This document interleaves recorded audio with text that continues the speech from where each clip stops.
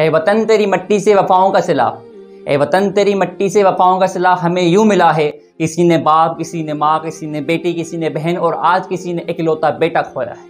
آج ہم بات کریں گے ریسنٹلی جو واقعہ ہوا ہے قاسم ایوان کا۔ کوشش کروں گا کہ آپ تک ساری انفارمیشن میں ڈیلیور کروں جو انفارمیشن مجھ تک پہنچی ہے۔ قاسم ایوان ایک ینگسٹر لڑکا ہے، 25 ایئرز اولڈ، 25 سال عمر، یعنی کہ یار ہماری ایج کا بندہ بالکل نوجوان 25 سال وہ عمر ہوتی ہے جب ماں باپ امید لگاتی ہے کہ اب ہمارے بیٹے ہمیں سپورٹ کریں گے، اور اس ماں باپ سے پوچھیں کہ ایک لوتے بیٹے کی ویلیو کیا ہوتی ہے، قدر کیا ہوتی ہے، قیمت کیا ہوتی ہے، ان ماں باپ سے جا کے پوچھیں۔ آپ اور میں تو آج کل یہی سسٹم چل رہا ہے نا کہ ہم ویڈیو بنائیں گے، اسٹیٹس لگائیں گے، دکھ کا اظہار کریں گے۔ دکھ کا اظہار کرنا بہت اچھی بات ہے، مگر یہ سلسلہ 2-4 دن بعد یوں تھم جائے گا اور پھر فیوچر میں کوئی ایک اور نوجوان جو کہ اپنی جان کی بازی ہار بیٹھے گا۔ قاسم ایوان 25 سال کا نوجوان لڑکا لمپس یونیورسٹی آف لاہور سے گریجویٹ، اور فوڈ پانڈا جو کہ online food deliver company ہے اس میں as a business development manager کام کرتا تھا۔ اسلام آباد میں جو پارک ہے F9 اس کے اندر ڈکیتی کے واردات کے دوران اس کو گولیاں مار دی گئی۔ 2 دن تک بیچارہ زندگی اور موت کی کشمکش میں لڑتا رہا، ملٹیپل سرجریز ہوتی رہی، مگر آخر میں کیا ہوتا ہے،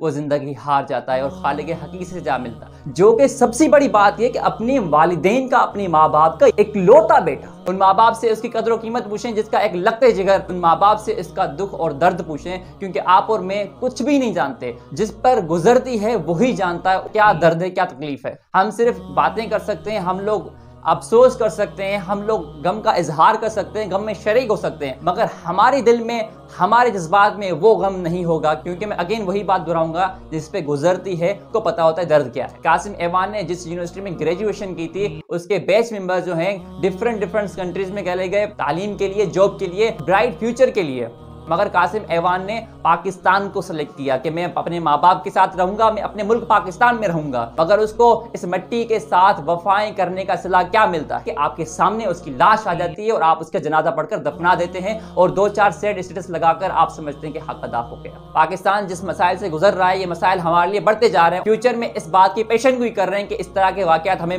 دکھنے پڑیں۔ واقعات کو روکنے کے لیے ایک نقطہ صرف میں آپ لوگوں کے سامنے پیش کرنا چاہتا ہوں، ایک نقطہ،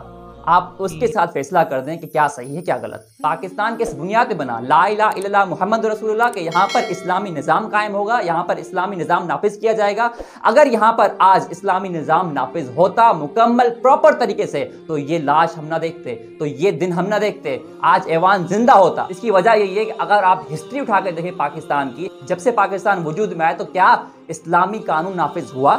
کیا چور کو اس کی سزا ملی؟ وہ سزا جو اسلام نے تجویز کی ہے کہ چور جب بھی چوری کرے، چاہے وہ کوئی بھی ہو، رسول اللہ صلی اللہ علیہ وسلم نے فرمایا اگر وہ میری بیٹی ہی کیوں نہ ہو، اگر میری بیٹی فاطمہ بھی چوری کرے گی تو اس کے بھی ہاتھ کاٹے جائیں گے۔ آج پاکستان کو چاہیے اگر مستقبل میں ایسے واقعات سے بچنا ہے ہمیں، تو پاکستان کو چاہیے بالفور یہ قانون نافذ کیا جائے کہ جو بھی چوری کر کے پکڑا جائے گا، چاہے وہ کسی دکان میں ڈاکہ ڈالتے ہوئے پکڑا جائے، کسی گھر کی چوری کرے، کسی مارکیٹ میں چوری کرے، سر عام بازاروں میں چوری کرے، مگر جہاں بھی وہ پکڑا جائے گا اس کو چوری کی سزا یہی ملے گی کہ اس کے دونوں ہاتھ کاٹ دیے جائیں گے، اور پھر فیوچر میں آپ لوگ دیکھیں گے کہ اس طرح کے واقعات بہت کم ہو جائیں گے۔ بدقسمتی سے ہمارے یہاں پاکستان میں کیا ہوتا ہے، رشوت لے کر چوروں کو چھوڑا جاتا ہے، اغوا خوروں کو پکڑ کر پھر چھوڑا جاتا ہے، پھر وہ چوری کرتے ہیں، پھر وہ ڈکیتی کرتے ہیں، پھر وہ کسی کی جان لے لیتے ہیں، پھر وہ کسی کو قتل غارت کر دیتے ہیں۔ اتنی بڑی غنیمت ہوتی ہے اکلوٹا بیٹا، یہ آپ جا کے اس ماں باپ سے پوچھیں۔ آج کل ہم تو یہی کریں گے نا کہ جس کی بھی ڈیتھ ہو جاتی ہے ہم کچھ دن کے لیے اسٹیٹس لگاتے ہیں، ویڈیوز بناتے ہیں، پوسٹ کرتے ہیں، Facebook, Twitter, Instagram, WhatsApp, social media پہ جتنے بھی پلیٹ فارم ہیں سب پہ ہم پوسٹ کر دیتے ہیں اور سمجھتے ہیں کہ ہمارا فرض ادا ہو گیا۔ تو میں سمجھتا ہوں کہ ہمارا فرض ادا نہیں ہوا۔ ہمارا فرض تب تک ادا نہیں ہوگا جب تک ایسی جانوں کا ضائع رک نہ جائے، جب تک ایک لوتا بیٹا مرنے سے بچ نہ جائے،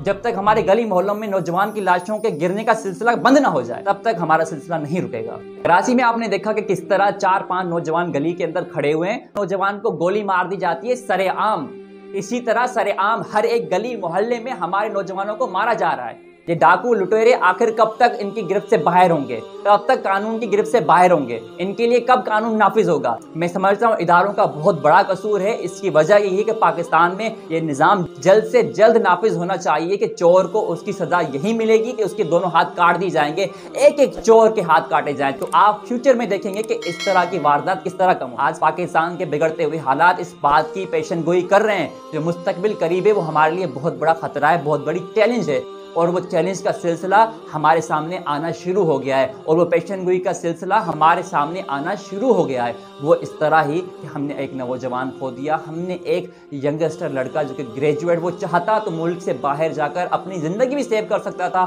اور اپنا فیوچر بھی سیو کر سکتا تھا، مگر بدقسمتی پاکستان میں رہ کر وہ دونوں چیزیں نہ کر سکا۔ میں صرف اور صرف آپ لوگوں کی مدد سے یہ میسج دینا چاہتا ہوں، جتنے بھی ادارے ہیں، جتنے بھی پاکستان میں قانون نافذ کرنے والے ادارے ہیں، ان سے میں صرف اور صرف ہاتھ جوڑ کے ریکویسٹ کرتا ہوں کہ پلیز خدا را پاکستان میں اسلامی نظام کو نافذ کریں اور چور کو اس کی جو سزا اسلام نے دی ہے وہ سزا دیں، نہ کہ آپ رشوت لے کر پھر چھوڑ دیں اور پھر کوئی قتل و غارت ہو۔ اس قتل و غارت کو روکنے کا ایک ہی سلسلہ ہے میری نظر میں، وہ یہی ہے کہ اسلامی طریقہ ہونا چاہیے، جو بھی چور پکڑا جائے تو اس کے ہاتھ کاٹ دیے جائیں، کوئی سفارش نہیں، کوئی تجویز نہیں، کچھ بھی ہم نہیں مانیں گے۔ ہم یہی چاہتے ہیں کہ جو چور پکڑا جائے اس کے ہاتھ کاٹ دیے جائیں، کیونکہ رسول اللہ صلی اللہ علیہ وسلم نے فرمایا اگر میری بیٹی ہوتی تو میں اس کے بھی ہاتھ کاٹتا، تو چاہے وہ کوئی بھی ہو، اتنے بڑے امیر باپ کی اولاد ہو، کسی جاگیردار کا بندہ ہو، کوئی بھی ہو، اگر چوری کرے گا اس کے ہاتھ کاٹ دیے۔ اس واقعے کا نوٹس تو لیا گیا ہے، میں امید کرتا ہوں کہ قاسم ایوان کے قاتلوں کو پکڑ کر ان کو سخت سے سخت سزا دی جائے گی، جان کے بدلے جان قرآن کا بھی فرمان ہے۔ تو میں یہی کہوں گا اگین اینڈ اگین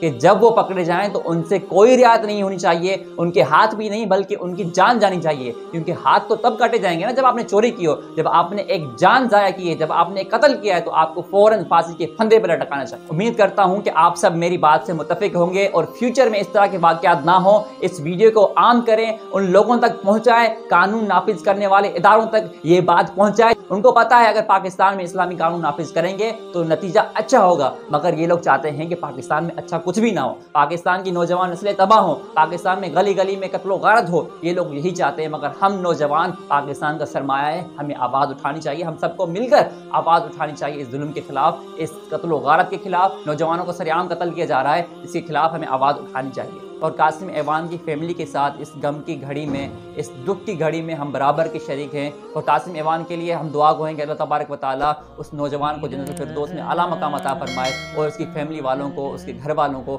صبر جمیل عطا فرمائے۔ ہم اس دکھ کی گھڑی میں اس کی فیملی کے ساتھ ہیں۔ تھینک یو سو مچ، ملیں گے پھر ایک ویڈیو میں۔ اللہ حافظ۔